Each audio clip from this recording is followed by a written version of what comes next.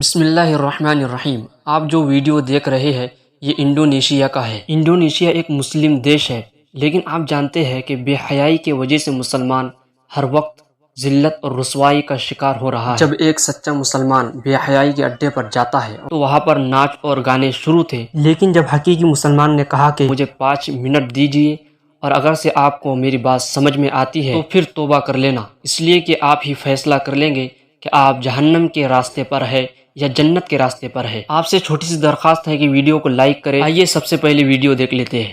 مر کے اپنی ہی ادا پہ امر ہو جاؤں، مر کے اپنی ہی ادا پہ امر ہو جاؤں، مر کے اپنی ہی ادا پہ امر ہو جاؤں، مر کے اپنی ہی ادا